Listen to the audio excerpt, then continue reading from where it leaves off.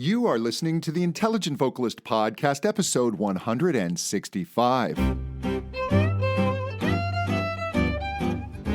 Welcome to the Intelligent Vocalist with John Henny. This is the podcast dedicated to help you be a smarter, better, more informed singer. And now, your host for the Intelligent Vocalist, John Henny. Hey there, this is John Henny. Welcome back to another episode of The Intelligent Vocalist. I do so appreciate you spending your precious listening time with me. Okay, it is another day in the ongoing zombie movie with no zombies. The self-quarantining with the novel coronavirus is getting very serious here in the U.S., certainly in Los Angeles, other cities and states to follow. I've tried recording this intro at least 5 times, and I'm a little bit at a loss for words other than to say, I hope you and your loved ones are safe, that you find moments of positivity and escape within this situation. It's a once-in-a-lifetime event, and we will get through this. Some bumpy days to come, but just hang on to music and hang on to singing. It's just so beautiful and precious, and it's always there for us. My guest today is Gerald White. Gerald is a top-level session singer in Los Angeles. I promise you, you have heard Gerald sing before. He's on many TV projects, major motion pictures. We talk a bit about the cancellations that have been going on. And Gerald leads some amazing workshops, a sight singing class here in Los Angeles, a singer's master class that he hosts, I believe monthly here in Los Angeles. And while these are temporarily postponed during this period, they will be coming again soon. So please check in with Gerald. He really is a fantastic resource for singers, especially if you are considering getting into the very competitive world of top-level session singing. Gerald and I talk about that world, also the necessary skills, and how he keeps his voice in shape in order to tackle these very, very difficult gigs. These are not for the faint of heart. You really have to have a high skill level to step into this demanding world. And so, without further ado, I bring you Gerald White. I am here with Gerald White. Gerald, welcome to the podcast. Thank you. It's a pleasure to be here in the midst of all the craziness. This will be like a time capsule. People will listen to this podcast, hopefully in the not too distant future, and go, man, that was a bad time. Right. No, I know. I know. Hopefully it'll be over sooner than later. Yes. I think it will be. Yeah. Well, we'll get caught up on all our binge watching and. Right. House. So I wanted to talk about a few things because you are, and I mean this wholeheartedly, you're one of my favorite voice teachers. I think you're just amazingly skilled, not just as a teacher, but also a working musician, brilliant piano player, top flight session singer. Let's talk about session singing. Kind of describe what it is that you do. In the session world, we're hired to sing on projects where there's a under SAG after contract. So it's just like a day player contract for actors. If we go sing on for a film project or for a TV project, we get hired to come in for a set number of hours, whether it's 4 hours or 8 hours. And most of the time we have to read for those kinds of sessions, read down the charts or the songs or the cues for the film. Usually for film, there's usually 40 people or so around. I mean, it can be anywhere from 12 to 80, just depends. But it's usually around 40 people. And how much rehearsal time do you get with that? No rehearsal time. We just start recording. What was that like for the first session you did? It was scary. It's still scary. It's still scary sometimes. So it's fun. It's something I've gotten used to, but you definitely have to stay on your toes. You have to stay on your game. You have to keep your voice up, because if it starts to, if people start to lose their voice or start making a lot of mistakes, they don't show back up on the other sessions. And those sessions, I mean, literally time is money. That clock is ticking and it's very expensive every minute. Right. Absolutely. Especially like if you're at Fox and they've got 12 people in the booth and they've rented the stage for the day. And yeah, it adds up really quickly. And then also there are time pressures, because the score is the last thing that's usually done. The last thing. Absolutely. Usually we see the posters, out on the streets, and we've just finished it or going to finish it that next week. Wow. What's the longest project that you've worked on? The most complicated? I would say the longest and most complicated was Glee. We did all the seasons for that show. And we go in and it was kind of, I don't know if you remember the underscore, but it was, there were 5 singers on that did all of the underscore cues for the dialogue of the show. And it was kind of jazz, kind of a lot of intricate rhythms and stuff like that we were required to do. That was the longest running project I think I've had. And yeah. TV, you often have to work quicker? The project turnaround can be quicker. We're still, once you go in the session, it's the same pressure, regardless of what it is we're doing, whether we're doing The Simpsons or whether we're doing a video game, or it's the same, it's the same pressure. It's they want it done, and they want it done in whatever that hour, if it's a 2-hour period or 4-hour period, and they feel the pressure. And usually a rep from the company's there, or either the composer of the show is there. So all the people around them are feeling the pressure too. I would imagine that can come out in interesting ways. Yeah. Well, and I think one of the most important parts is you have to be able to drive your voice. And you learn that over time, but you have to just really be in control of what your voice can do. It's so different than like singing a solo, for instance. You could be the best soloist, have one of the most wonderful voices on the planet.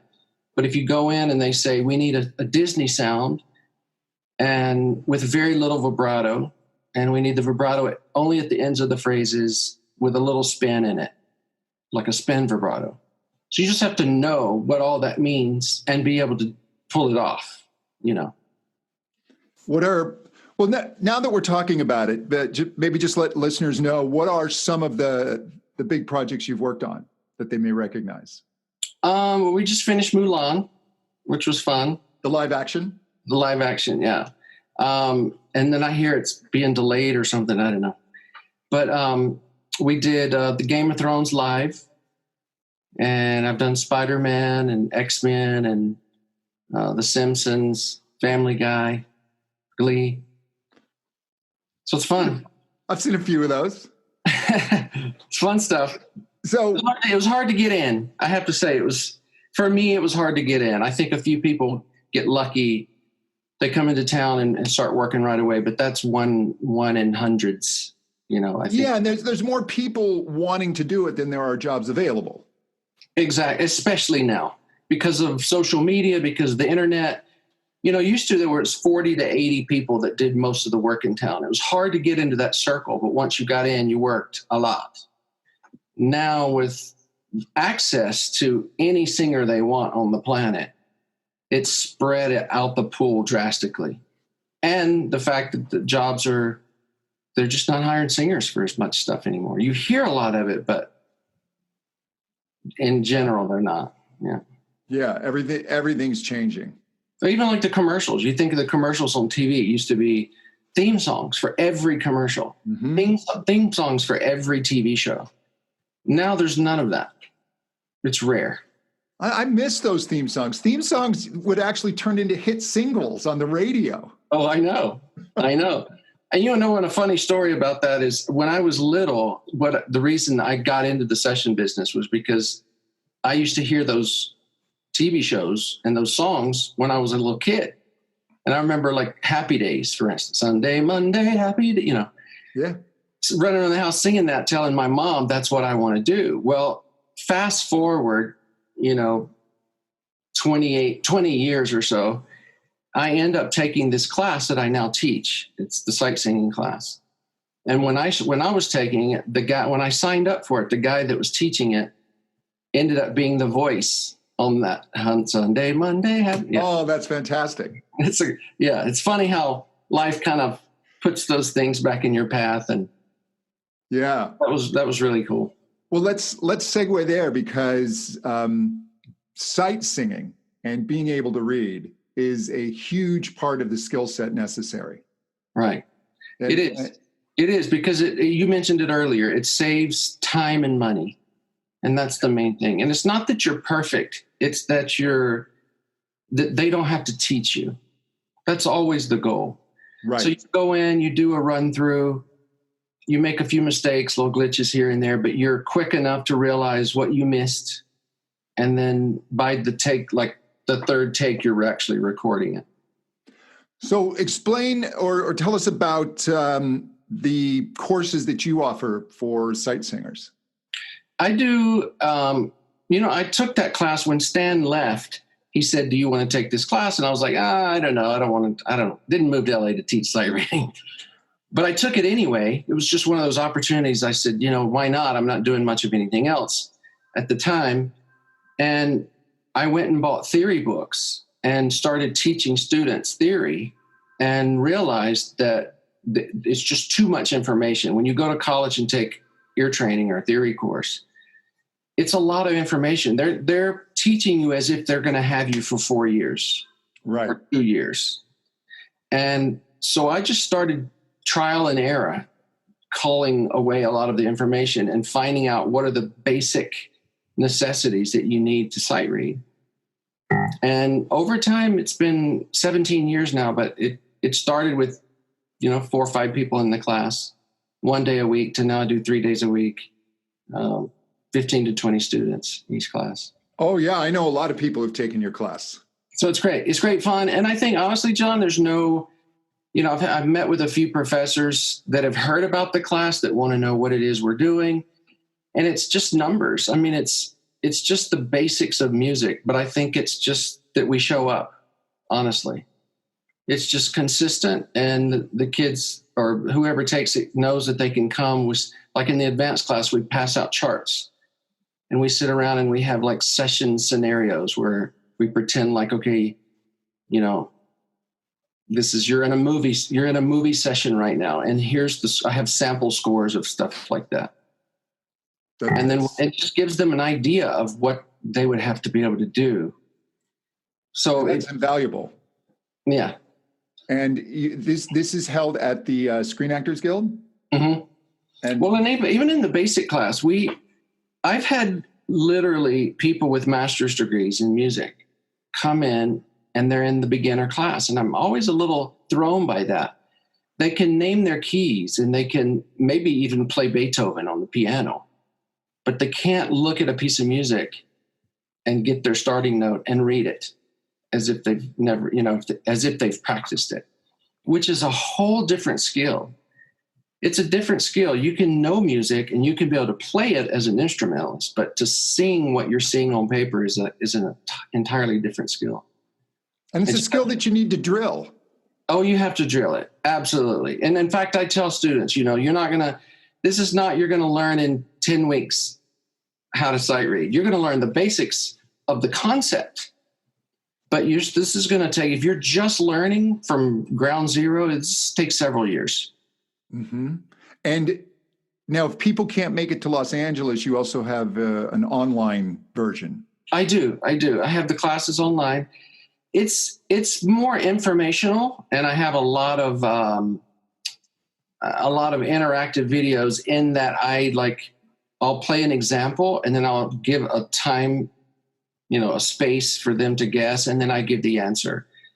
So it's not like high tech or anything, but I've found that they find it useful, especially if they're on the road, like on tour, and just want to work on intervals. They want to review the lessons, the key signatures, that kind of stuff. So yeah. You don't need high tech to drill intervals. No, you don't.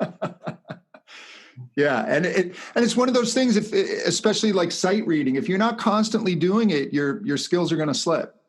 Oh, absolutely. I mean, I think of, you probably know about this. Pavarotti or somebody said that if you go 3 days without vocalizing, you've lost your instrument. You're not the real deal.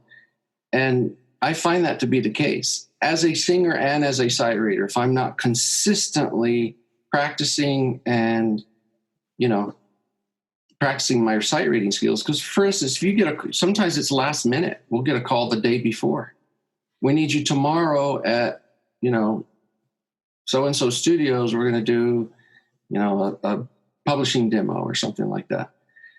And it could be an 8-hour or 6-hour session. And if you've partied all week, or if you've not kept your voice up, it can catch you off guard pretty quickly. Well, let's. I want to ask you about that. How do you keep your voice up with your busy schedule? Because you're not only performing, but you teach full time as well. Mm-hmm. I sing a lot. I have a playlist on my iTunes of songs that I just love, songs that are challenging, songs that I may not even perform out, but that are classical songs, like the stuff we did when I sang at your wedding. Yes, you did. It was beautiful, by the way. Thank you. The stuff like that I normally wouldn't do, but it's challenging for me. So I have the karaoke tracks to tons and tons of songs. So I just stick that in, when I'm sitting in 3 hours of traffic, I just pick several of those and sing. I think just singing often helps, because exercises are great, but it's a different, I don't know. You're a teacher. You get that. Yeah. Well, they're not songs, right? Their exercises are constructed with specific vowel, consonant, scale combinations to assist you, and music is not. Right. And the exercises are tremendous. I do mine all the time in little segments here and there. But if you're not singing the songs is so important. Now, in working with singers, you also have the Singer Boot Camp, which people I know have gone through, and I've just heard great things about it. Maybe tell us what that's all about. It's just a masterclass setting, I guess. And I start the class off about 20 minutes of just talking to the students of very basic stuff. Like, I want all the singers to know, kind of like when you and I are trained in teaching and the concepts and stuff. I want students to know what the very basics are and how the very basic things work, and what does chest voice really mean, and what does head voice mean, and what does mix mean. If they need pictures, or if they need, examples, what does it mean when you raise your soft palate? These terms that they hear all the time, but probably have not been explained to them. I just want them to sort of know what those basics are, the basic health things. They hear, oh, I can't drink milk, I can't drink lemon, I can't, whatever. Things don't touch your vocal cords, but everybody's the body reacts differently to different foods. So it's just kind of up to your own, just kind of dispel myths. And so we spend the first part of the lesson doing that. And then we get people up and I try to let them be the teachers of the day and sort of guide it. And we'll have one person stand up and sing, and they'll get to a part that they're having trouble with. And I'll stop and I'll say, who in here hears what's happening? Do you have any idea of what they may be doing that's causing this note not to come out, or to sound too tight, or what are you hearing? So that they can sort of be their own teacher, That's a great approach, because it's a very different experience to be the singer versus critically listening and understanding, and being a listener and understanding what is happening and how you can fix it can really open you up to your own voice. Oh, yeah. Yeah. It's a lot of fun, too. They have fun doing it, which is very important to me. I've only done 2 of them. My plan was to do one every month and just see, how the turnout is and how they like it.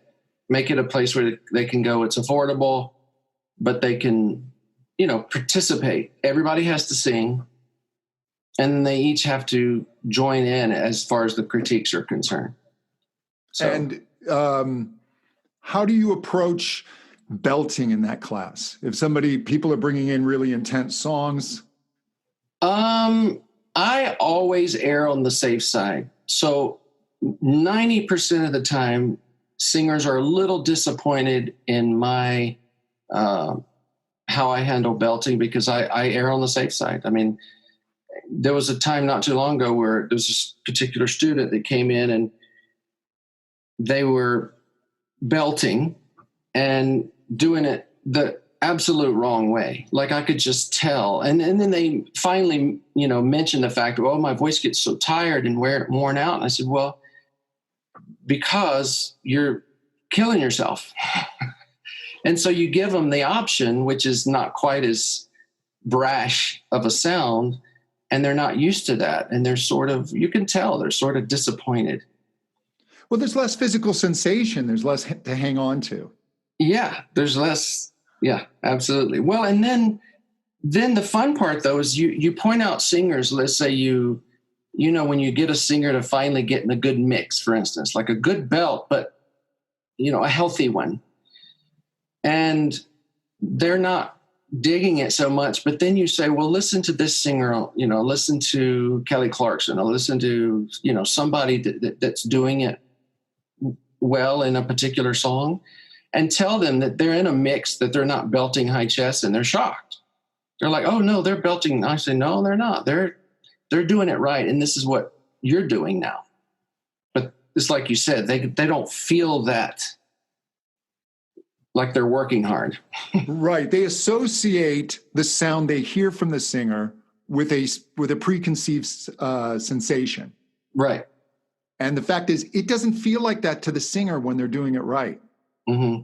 I mean, honestly, I hear a lot of singers that come in that, even have said, I've been taken for several years, and but their voices are wearing out, and they're screaming. And I'm always not the teacher for them to come to if they're wanting to keep doing that. Plus, I just see, in my own voice and in our world, you just can't go do that and expect to have a consistent sound, especially if your livelihood depends on it. Yeah, and singers that have been doing it for a long time have learned how to do it correctly. Right. You can't do that for decades. Right. Well, and I think there's a couple of people that I think every once in a while comes somebody that has cords of steel. They're like the smoker that lives to be 100 that smokes to the last day and never has a problem. I just think there's something about their body that allows that, but it's rare. It is rare, but and I remember speaking with a voice scientist about it. And he said, there's a percentage of the population that has sensitive cords. And then we have normal chords, and then people who can just really beat on their chords and the chords don't swell in response. Right. And it's almost a malfunction because the cells of the folds are protecting themselves in that situation, but theirs don't respond that way. So they get to be really hard on their vocal folds. Right. And the dangerous part is if they turn around to other singers and go, oh, you can do this. Right. Like, no, you can't. No, you can't. Not the way they do it. Right. You can try. But... Yeah. And what do you suggest for singers as they get older? Should they practice more, warm up more? I would just say, and I'm speaking from my own, like I just went through this bout for 2 years where I had like granulomas. Oh, okay. Which came from which don't occur right on the cord, but on the cartilage around it.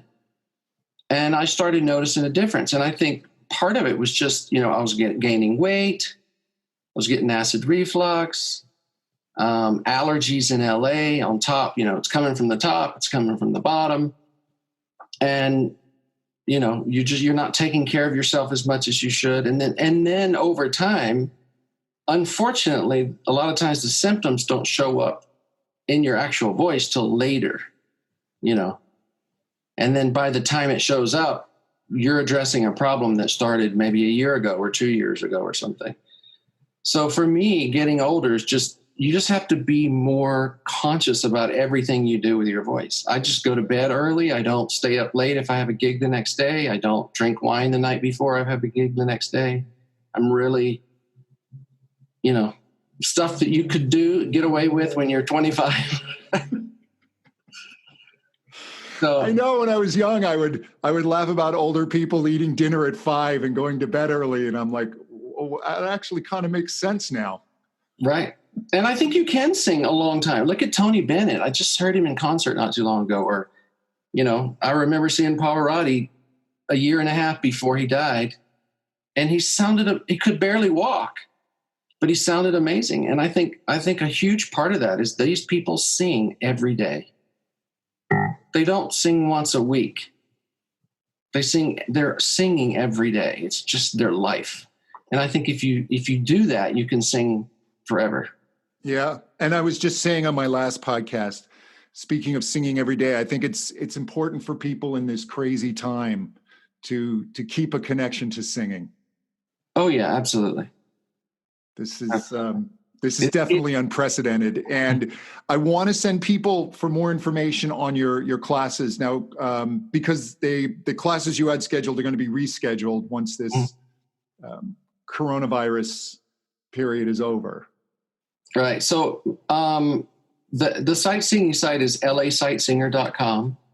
That's all virtual. So online tutorial. And on that site, there's a local page. They just click on local, which is the local classes, and all the information's there for the physical classes. Yeah. Perfect. So we'll start them back whenever they just to go ahead. and then your main site is music1on1.com. Yeah. And is that spelled, is it the Music, number one? Yeah, the number one, ON, number1.com. Perfect. Yeah. Gerald, I want to thank you for joining us today. Thank you. It's good to see you. I got to get in for another lesson with you, actually. Right back at you, man. We'll talk soon. Thank you so much. Bye-bye. Bye. Hey, if you want to know more about me, please visit my website, johnhenny.com. You can sign up for my free vocal warm-ups course. It'll show you how to warm your voice up with a straw, and I will tell you it is really a fantastic thing.